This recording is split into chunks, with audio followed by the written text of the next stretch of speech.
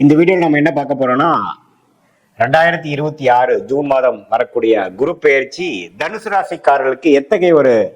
பலாபலன்கள் நிறைந்த ஒரு ஆண்டாக ஜூன் 2026 இருந்து அடுத்து வரக்கூடிய ஜூன் 2027 வரைக்கும் அந்த 13 மாதங்கள் தனுசு ராசிக்காரர்களுக்கு எத்தகைய ஒரு காலகட்டமாக இருக்க போகுது. அந்த குரு பெயர்ச்சி மிதனத்திலிருந்து கடகத்துக்கு வரக்கூடிய அமைப்பு, தனுசு ராசியின் அதிபதியாகிய குரு என்ன ஒரு மாற்றத்தை தனுசு ராசிக்காரர்களுக்கு கொடுக்க போகிறார், மற்ற கிரகங்களா எப்படி இருக்குங்கிறத நம்ம துல்லியமாக சயின்டிபிக் வேதிக் அஸ்ட்ராலஜி முறையில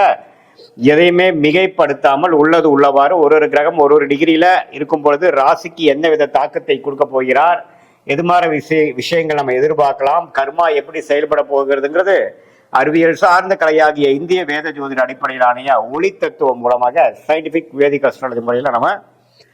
பாக்குறோம். இப்போ பாருங்க, குரு ஜூன் 2ஆம் தேதி 2026 அப்போ பாத்தீங்கன்னா மிதுனத்துல இருந்து கடகத்துக்கு மாறுவது ஒரு நல்ல மாற்றத்தை கொடுக்குது. என்ன மாற்றத்தை கொடுக்கும்னா, ராசி அதிபதியே பலமடைகிறார், உச்சமடைகிறார். எங்க உச்சமடைகிறார்? 8ஆம் இடத்துல உச்சமடைகிறார். 8ஆம் இடங்கிற ஒரு மாதிரியான மர்மமான ஒரு இடத்துல உச்சமடைஞ்சு ராசி அதிபதி அது குருங்கிற சுபகிரகம் நல்ல ஒரு அமைப்பு ஸ்தானபலம் பெறும் பொழுது எது மாதிரி விஷயங்கள் கொடுக்கும் அப்படின்னா, உங்களுக்கு ஃபர்ஸ்ட் ஆஃப் ஆல் லைஃப் ஒரு மாதிரியா 1 இயர் போயிட்டு இருக்கிறத நம்ம கம்ஃபர்ட் ஜோன்ல இருக்கிறத பிரிச்சு விடும். கம்ஃபர்ட் ஜோன்ல நம்ம விலக்கி அடுத்த வரக்கூடிய வாழ்க்கையில வரக்கூடிய நகர்வுகளை நோக்கி நாம திறம்பட தைரியமாக கால் எடுத்து வைக்கக்கூடிய தருணங்களை அமைச்சு கொடுக்கக்கூடிய அமைப்பு தான் தனுசு ராசிக்காரர்களுக்கு. இந்த குரு 8ஆம் இடத்துக்கு போகிறது. நிறைய பேத்துக்கு இடம் மாற்றங்கள் உண்டு, தொழில் மாற்றங்கள் உண்டு, வேலை மாற்றங்கள் உண்டு, வெளிநாடு போகக்கூடிய அமைப்புகள் இருக்கு. கூட்டு தொழிலா பண்ணவங்களுக்கு சேர்ந்து ஒரு பெரிய லெவல்ல போகக்கூடிய அமைப்புகள் உண்டு. ஷேர் மார்க்கெட், ஸ்டாக் மார்க்கெட்ல எல்லாம் நம்ம இருக்கிறவங்க இன்னுமே அவங்களுடைய இன்வெஸ்ட்மெண்ட்ஸ்லாம் இன்னும் கொஞ்சம் அதிகமாகி இன்னும் பெரிய லெவலுக்கு போகக்கூடிய அமைப்புகள் உண்டு. சனி 4ஆம் இடத்துல இருந்து ராசியை 10ஆம் பார்வையாக நீடித்து பார்ப்பதனால 2027 மார்ச் வரைக்கும் 4ஆம் இடத்துல இருக்கக்கூடிய சனி இருக்கிறனால நல்லா விறுவிறுப்பா எப்பவுமே பாத்தீங்கன்னா அது நடந்துருமோ இது நடந்துருமோன்ட்டு ஏதோ ஒரு எஃபோர்ட் எடுத்துட்டு மனசை ஸ்ட்ரெஸ்ஃபுல்லாகவும் கொஞ்சம் இறுக்கமாகவும் வச்சிருக்கக்கூடிய அமைப்புகள் உண்டு. அதே சமயத்துல மற்ற கிரகங்கள்லாம் ஓரளவுக்கு நல்ல அமைப்புல இருக்கிறதுனால குரு பயிற்சி அருமையான ஒரு பயிற்சியாக சுப விரயங்கள், முதலீடுகள், ஒரு இடத்தை கொடுத்து இன்னொரு இடம் வாங்குறது, ஒரு வண்டியை கொடுத்து இன்னொரு புது வண்டியை வாங்குறது, வாழ்வாதாரத்தை அதிகப்படுத்துகிறது. நாம யோசிச்சு கொண்டே இருந்த ஒரு வருஷத்துல இருக்கக்கூடிய அமைப்புகள் எல்லாம் டக்குன்னு முடிவெடுத்து மேல் படிப்பு படிக்கிறதுக்காக விசா வாங்கி போகிறது, வெளிமாநிலத்துல போய் மேல் படிப்பு படிக்கிறது, ஒரு சரியில்லாத ஒரு வீட்டுல இருந்து இன்னொரு நல்ல ஒரு வீடு உள்ள அமைப்புக்கு நம்ம மாறுறது, அரசு உத்தியோகத்தில் இருக்கிறவங்க ப்ரொமோஷன் ஆகி டிரான்ஸ்பர் ஆகுறது, இது மாதிரி பல விஷயங்கள் நல்ல ஒரு மாற்றத்தை ஸ்டாக்னண்டா ஒரு மாதிரியா கிணத்துல போட்ட கல்லு மாதிரி இருக்கின்ற கடந்த ஒரு வருடமாக கம்ஃபோர்ட் ஜோன்ல குளிர் காய்ந்து கொண்டிருந்த தனுசு ராசிக்காரர்கள், மாணவர்களா இருந்தாலும் சரி, நடுத்தர வயதினரா இருந்தாலும் சரி, இளவட்டக்காரங்களா இருந்தாலும் சரி, முதியோர்கள் சீனியர் சிட்டிசனா இருந்தாலும் சரி, அடுத்த என்ன செய்யலாம், அடுத்தது நம்ம எதை நோக்கி போனாதான் அடுத்த கட்ட படிநிலைக்கு வாழ்க்கையை நகர்த்த முடியும் அப்படிங்கிற ஒரு அமைப்பை கால் எடுத்து வைத்து அதுக்கு வேணுங்கிற அமைப்புகள், அதுக்கு வேணுங்கிற சந்தர்ப்பங்கள், வாழ்க்கை சூழல்களும் அமைந்து நமக்கு பொதுவா ஒரே வார்த்தையில சொல்லணும்னா next level of changes in life போதும், அடுத்ததுக்கு நம்ம பார்க்கலாம் அப்படிங்கிற மாதிரி. இப்ப உள்நாட்டிலேயே வேலை செய்யறவங்க வெளிநாடுக்கு போகணும்னு நம்மளால ட்ரை பண்றாங்க, வெளிநாடு போறது, ஒன்றுக்கும் மேற்பட்ட தொழில் பண்றது, ஒரு ஒரு ஒரு விதமான ஒரு முதலீடுகள் செய்து அதுல லாபம் எடுக்க முடியாம டக்குன்னு நல்ல ரேட்ல அது வித்து அது மூலமா பல மடங்கு வேற தொழில போட்டு ஜெயிக்கக்கூடிய அமைப்பு அப்படிங்கிற அந்த பொருளுக்கு ஒரு உகந்த ஒரு கிரகமாகிய புத்திரகாரகனாகிய குரு,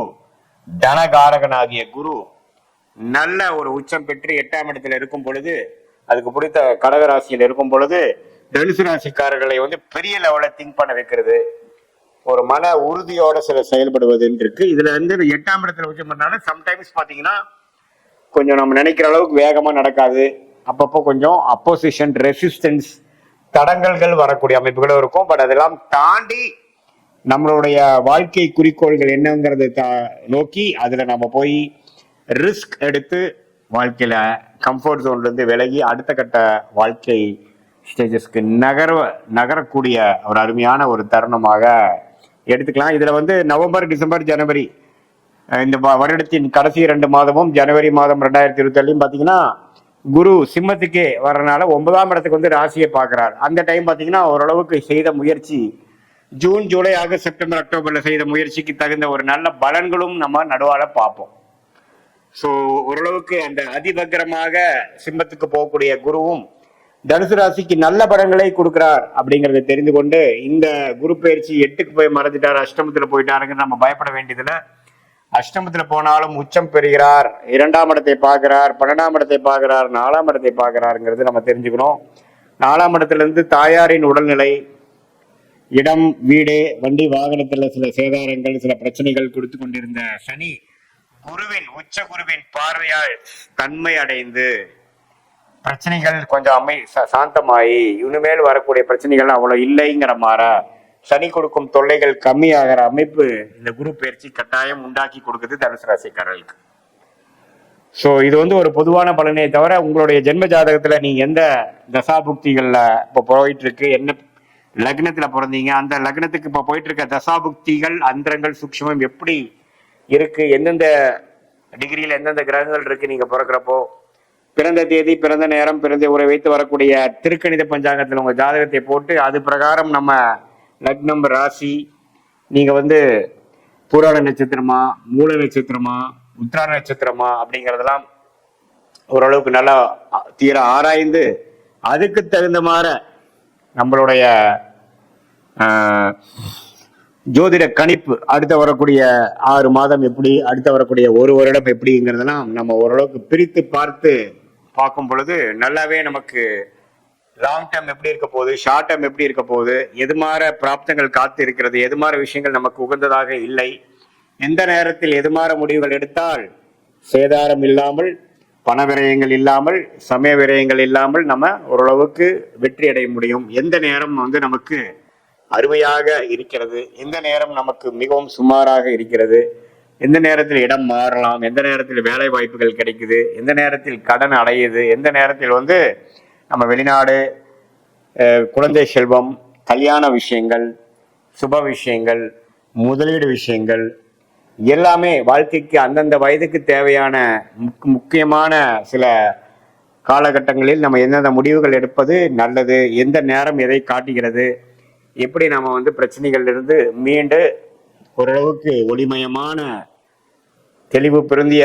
ஒரு வாழ்க்கையை நோக்கி நம்ம எப்படி போகிறது, அதுக்கு வந்து சயின்டிபிக் வேதிக் அஸ்ட்ராலஜி நம்மளுடைய